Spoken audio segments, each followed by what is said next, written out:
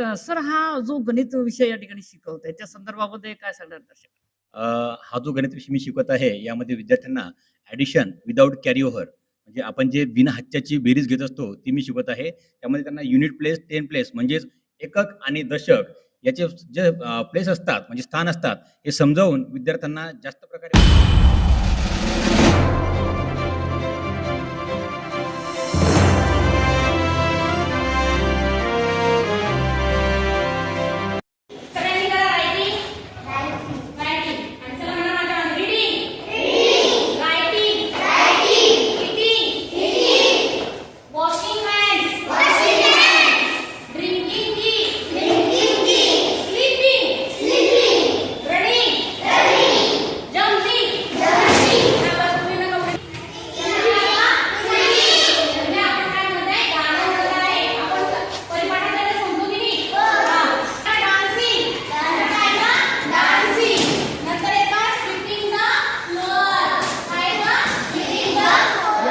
जी अभ्यास शाळेला भेट दिलेली आहे की कुठेतरी या ठिकाणी मुलांना त्यांचं ध्येय गाठणं आणि मुलांचा सर्वांगीण विकास आणि शैक्षणिक विकास, शारीरिक विकास याकडे ही शाळा या ठिकाणी लक्ष देत आहे. आपल्या सोबत मॅडम आहे, आदर्श शिक्षिका आहेत आणि विद्यार्थ्यांना ज्ञानदान देत आहेत. मॅडम आपलं नाव? प्रिया अरुण देशमुख.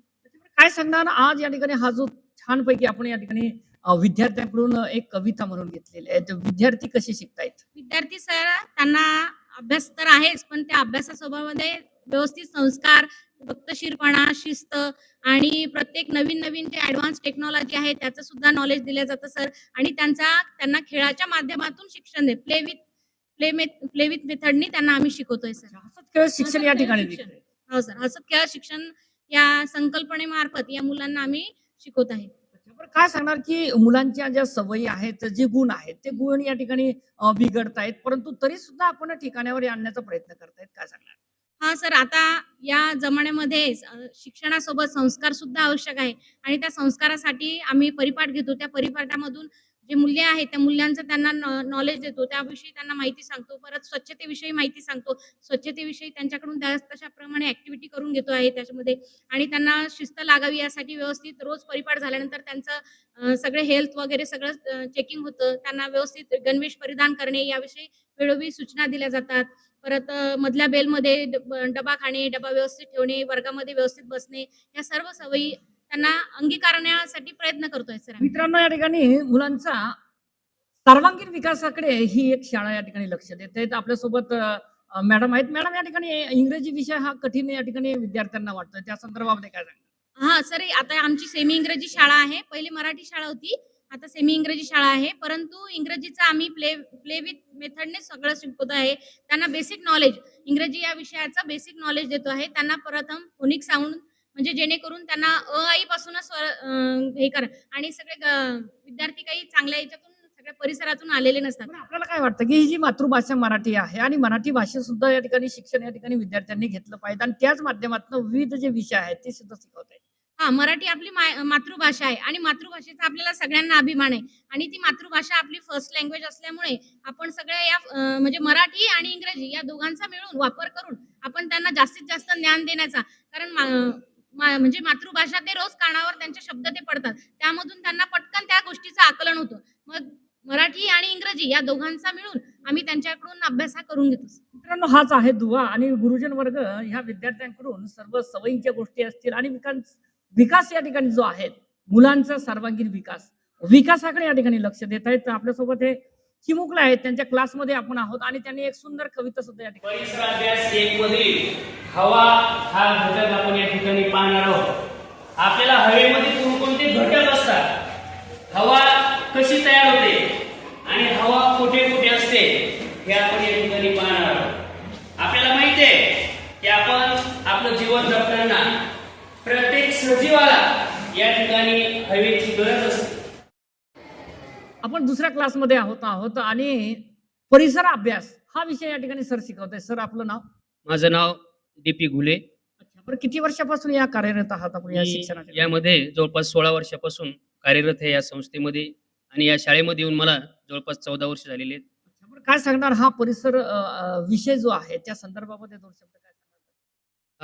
या परिसर अभ्यासाविषयी सांगायचं जर झालं तर मुलांना या परिसरातील किंवा आपल्या सभोवताली जे परिसरात कोणकोणते घटक आहे किंवा परिसराचा एक अभ्यास व्हावा यासाठी हा विषय या येत्या चौथीमध्ये समाविष्ट केलेला आहे की यामधून विद्यार्थ्यांना परिसराचं ज्ञान आणि परिसरातून आपल्याला काय उपयोग आहे आणि परिसराचा आणि आपला काय संबंध आहे याची जाणीव होण्यासाठी हा विषय या ठिकाणी समाविष्ट केलेला आहे.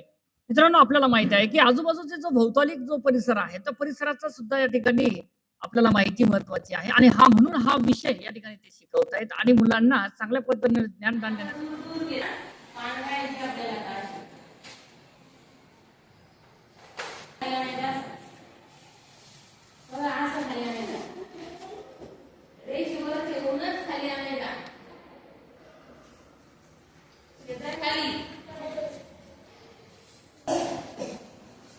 आपल्यासोबत चित्रकला विषय, चित्रकलेच्या माध्यमातून सुद्धा आपण ध्येय या ठिकाणी गाठू शकतो. हाच प्रयत्न या शाळेच्या माध्यमातून रुजवला जातोय की चित्रकला हा जो विषय आहे त्या विषयाच्या माध्यमातून उंच भरारी सुद्धा या ठिकाणी घेतल्या जाते. आपल्यासोबत शिक्षिका आहेत. आपलं नाव मॅडम? मोरे मॅडम. त्यामुळे किती वर्षापासून शिकवताय आपण? मला 22 वर्ष झाले. पण 22 वर्षामधला एखादा अनुभव काय सांगणार, कारण की चित्रकला या ठिकाणी हा जो विषय शिकवताय? चित्रकला विषय लहान मुलांसाठी खूप आनंदाचा असतो. त्यांना आवड असते त्यामध्ये, कलर, ड्रॉइंग, आपलं चित्र छान दिसतं. परीक्षेमध्ये या ठिकाणी आपल्या विद्यार्थ्यांनी काही सहभाग घेतला होता?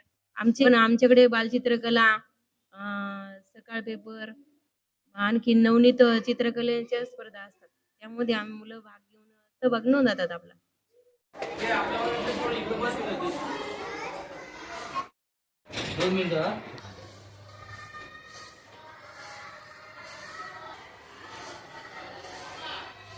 कोणत्या गोष्टी शेतामध्ये तयार होतात? चित्रामधल्या कोणत्या गोष्टी शेतामध्ये तयार होतात? करून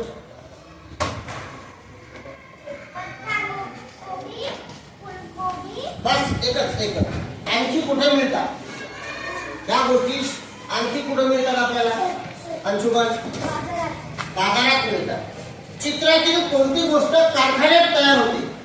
मला सांगा, या चित्रामध्ये दिसणारी कोणती अशी गोष्ट आहे की जी कारखान्यामध्ये तयार होते?